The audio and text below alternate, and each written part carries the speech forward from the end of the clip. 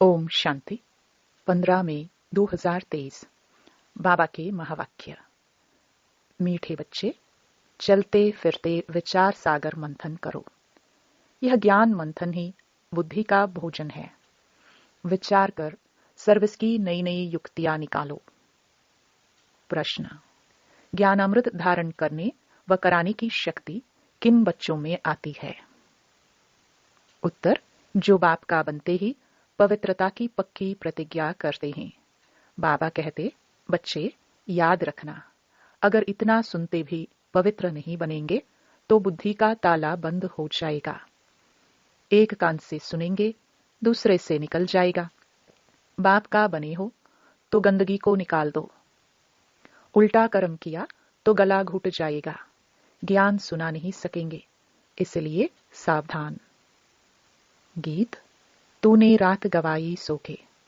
ओम शांति। अब बाप बैठ बच्चों से पूछते हैं कि बच्चे, बेहद के बाप को अच्छी रीति से जाना है? पूछना पड़ता है, नहीं तो पूछने का कायदा नहीं है। सब जानते हैं वह हमारा मात पिता है। मात पिता मिले तो हो गए आस्तिक। मात पिता जिससे सुख घनेरे मिलते हैं। सत्युग में तो है ही प्रारब्ध, वहां आस्तिक व नास्तिक का तो सवाल ही नहीं उठता। आस्तिक नास्तिक जानना न जानना संगम पर होता है। बच्चे अब जानते हैं, जो कल नास्तिक थे, बाप और बाप की रचना को नहीं जानते थे, वही अब आस्तिक बने हैं। बाप को और अपने 84 जन्मों को जान गए हैं। कल नहीं जानते थे, आज जानते हैं। कल और आज कहाँ जाता है ना। आज पुरानी दुनिया है, कल नई दुनिया होगी। आज रात है, कल दिन होगा। वास्तव में भारतवासियों को तो अपने बाप को जानना चाहिए। भारत में ही सोमनाथ का मंदिर है, शिव जयंती मनाई जाती है, परंतु यह कोई नहीं जानते कि शिव बाबा कब आया था। सोमनाथ जो नाम पड़ा है, उसने कब आकर ज्ञानामृत पिलाया था। अब तुम बच्चे जानते हो, हम बाबा द्वारा आस्तिक बने हैं। बाप ने अपना परिचय बैठ दिया है। बने बनाए ड्रामानुसार परिचय मिलता भी है संगम पर। बच्चे जानते हैं, आज नरक है, कल स्वर्ग होगा।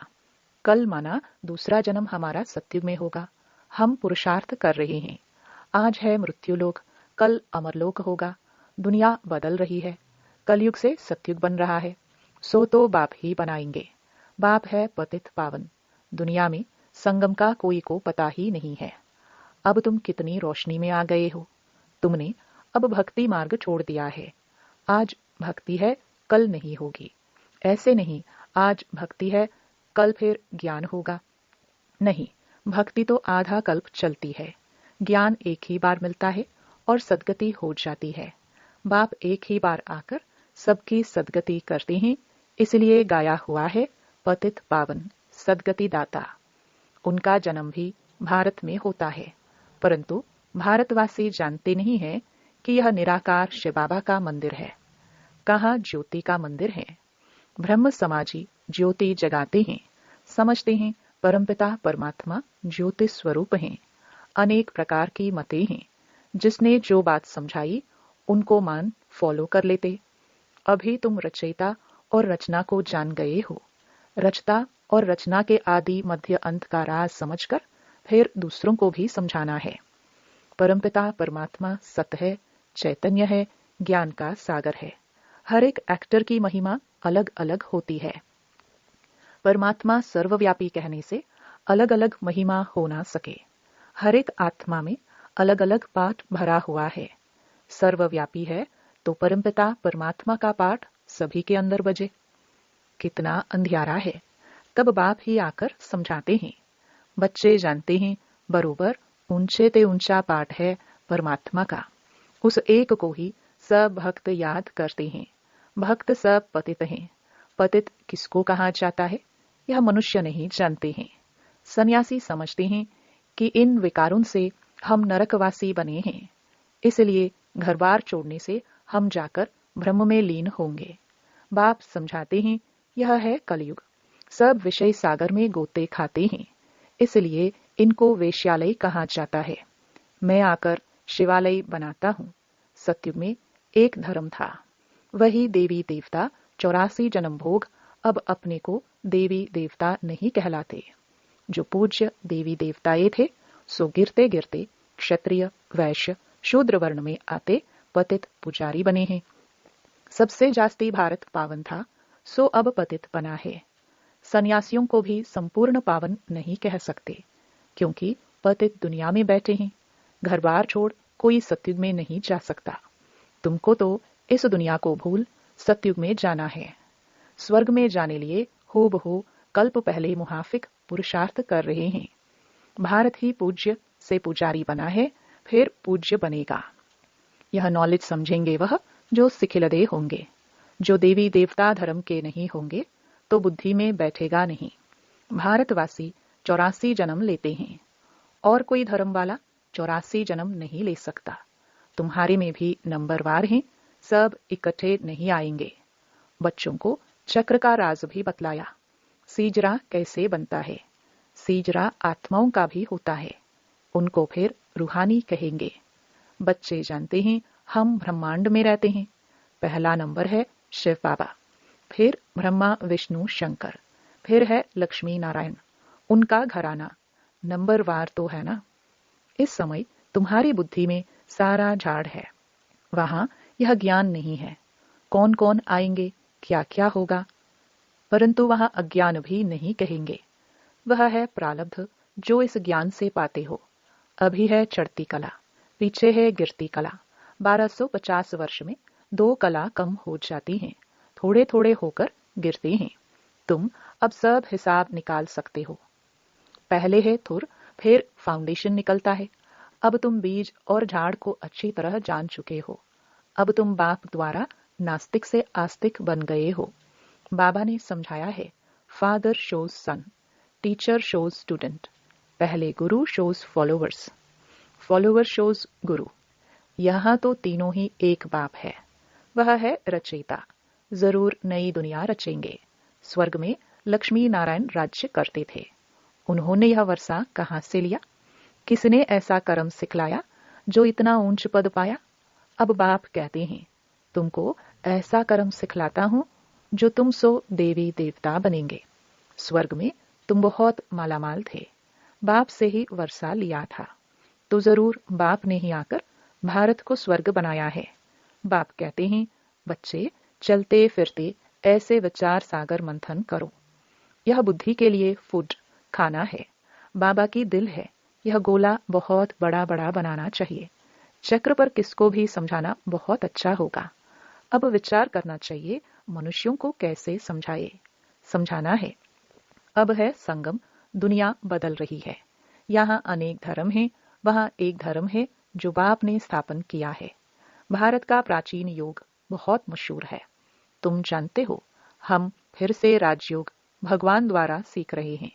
भगवान ही बेहद की हिस्ट्री ज्योग्राफी बताएंगे, मनुष्य मनुष्य को बता ना सके। यह बाबा कहते हैं, मैं कुछ भी नहीं जानता था। बाबा अपनी महिमा नहीं करते हैं कि ऐसा था वैसा था। बाप कहते हैं, यह भक्ति के कर्म कांड अब मत करो। अब भक्ति पूरी होनी है, रात के बाद दिन आएगा। अभी तुम बच्चे हो संगम पर, संगम पर ही नॉलेज मिलती है। बाप कैसे पहले सूक्ष्म वतन की रचना करते हैं, फिर प्रजापिता ब्रह्मा द्वारा नई सृष्टि रचते हैं। इनका ही मनुष्य सृष्टि सीजरा है। इसको ही आदिदेव आदि देवी कहा जाता है। एडम ईव भी कहते हैं। अब मात पिता है तो सृष्टि कैसे रची? एडम को आदिदेव ब्रह्मा कहेंगे, परंतु वह क्रिएटर नहीं है। ऐसे नहीं समझते, परमपिता परमात्मा ने एडम द्वारा कराया। जरूर गॉड ही स्वर्ग का रचयिता है। वह है निराकार बाबा। हम आत्माएं भी निराकार हैं। यह शरीर लेकर पुनर्जन्म में आती हैं पाठ बजाने। निराकार बाप को भक्ति में याद करते हैं। वह परमधाम में रहते हैं। वह पतित पावन है। पतित दुनिया में आकर बच्चों को पढ़ाए पावन दुनिया में ले जाते हैं। इसलिए बाप भी है, टीचर भी है। बेहद की हिस्ट्री ज्योग्राफी पढ़ाते हैं। अब तुम मास्टर नॉलेजफुल बन रहे हो। अब बाप कहते हैं, बच्चे याद रखना, पवित्र नहीं रहेंगे तो कितना भी सुनेंगे। एक कान से सुनेंगे दूसरे से निकल जाएगा। पहले पवित्रता की प्रतिज्ञा करो, नहीं तो पापों का बोझा कटेगा नहीं। पावन नहीं बनते हो तो और ही जोर से गिरते हो। बाप कहते हैं, याद रखना, अब पावन न बने तो बहुत सजा खानी पड़ेगी। अज्ञान काल में इतनी सजा नहीं मिलती है, परंतु मेरे पास आकर प्रतिज्ञा कर फिर पवित्र नहीं बने और छिपकर इंद्र सभा में आते रहेंगे तो बहुत दंड खाना पड़ेगा और ही पत्थर बुद्धि बन पड़ेंगे। फिर साधारण प्रजा में चले जाएंगे। मर्तबा भी नंबरवार है ना, ऊंचे ते ऊंचे भी बनते हैं तो नीचे ते नीच भी बनते हैं। यहाँ तो सबको दुख है, अचानक मौत हो जाती है। वास्तव में काल आना चाहिए पूरी आयु में। बरोबर भारत में कायदे अनुसार आयु पूरी होती थी। बूढ़े होते थे तो साक्षात्कार होता था कि अब फिर बच्चा बनेंगे। यहाँ तुम जानते हो, शरीर छोड़ बाप के पास जाएंगे। यह पुराना चोला उतारना है। बाप को घड़ी घड़ी याद करना है, बाबा बस हम आए कि आए। योग बल से आत्मा को पवित्र बनाते हैं। इसके लिए एक ही उपाय है, बाप से योग लगाना। फिर तुम सतो प्रधान पवित्र बन जाएंगे। योग लगाते लगाते अंत में योग सिद्ध होना है। बाबा कहते हैं, यह मेरा रथ है। लैंड लेडी कहो या लैंड लॉर्ड कहो, यह बड़ा विचित्र है। कैसे शिव बाबा आते हैं, कहते हैं यह लैंड लेडी भी है तो प्रजापिता भी है। मुझ निराकार को शरीर जरूर चाहिए। हर एक को अपना अपना रथ है। मैं कैसे रथी बनूं?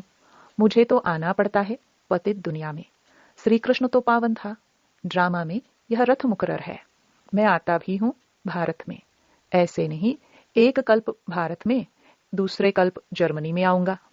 बाप समझाते हैं, तुम तो कर्म योगी हो, कर्म करना पड़ता है। आगे पुरुष कमाते थे, माताएं घर संभालती थी। माताएं इतना पढ़ती नहीं थी। यह तो अब पढ़ाई शुरू हुई है, माताएं भी धंधे धोरी करती हैं। अब तुम बच्चों को अविनाशी कमाई करनी है। हर एक को बेहद के बाप से वर्षा लेना है। जो करेगा सो अपना पद पाएगा। इस पढ़ाई का पद 21 जन्म चलता है। यह पढ़ाई बाप बिगर कोई पढ़ा ना सके। पतित पावन भी गॉड फादर है, वही राजयोग सिखलाकर स्वर्ग में जाने के लायक बनाते हैं। अब 84 जन्म पूरे हुए, अब हम घर जा रहे हैं। यह भी याद रहे तो तुम प्रफुल्लित रहेंगे। बाबा अपना अनुभव बताते हैं, कोशिश करते हैं याद रखने की, परंतु फिर भी भूल जाते हैं। इसलिए बाबा कहते हैं, रात को जाग कर प्रैक्टिस करो, फिर अवस्था स्थायी जम जाएगी।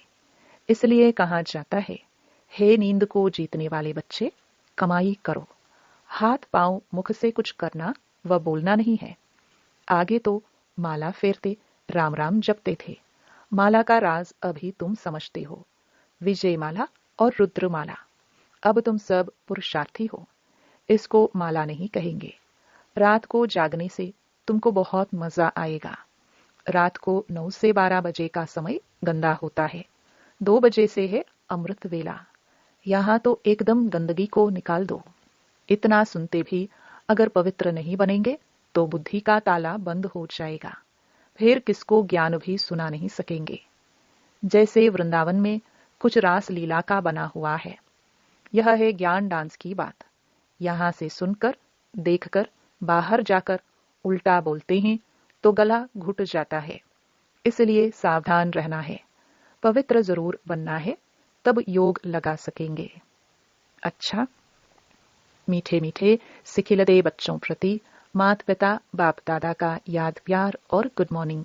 रूहानी बाप के रूहानी बच्चों को नमस्ते। धारणा के लिए मुख्य सार। पहला, कर्म योगी बनकर रहना है। कर्म करते भी बाप को याद कर सतो प्रधान बनने का पुरुषार्थ करना है। दूसरा, अपनी हर चलन से बाप, टीचर, गुरु का शो करना है। हम घर जा रहे हैं, इस स्मृति से सदा प्रफुल्लित रहना है। वरदान, महावीर बन हर संकल्प को स्वरूप में लाने वाले सदा विजयी सफलता मूर्त भव। जो भी विशेष संकल्प लेते हो उसमें दृढ़ रहो। संकल्प करते ही उसका स्वरूप बन जाओ तो विजय का झंडा लहरा जाएगा। ऐसे नहीं सोचो, देखेंगे, करेंगे, गे गे करना अर्थात कमजोर बनना। ऐसे कमजोर संकल्प करना अर्थात माया से हार खाना। सदा यही अमर अविनाशी संकल्प करो कि हम सदा के विजयी महावीर हैं, सदा आगे बढ़ेंगे, विजयी बनेंगे, तो इसी संकल्प से सफलतामूर्त बन जाएंगे। स्लोगन: चेहरे पर खुशी की झलक हो तो चीयरफुल चेहरा बोर्ड का काम करेगा। ओम शांति।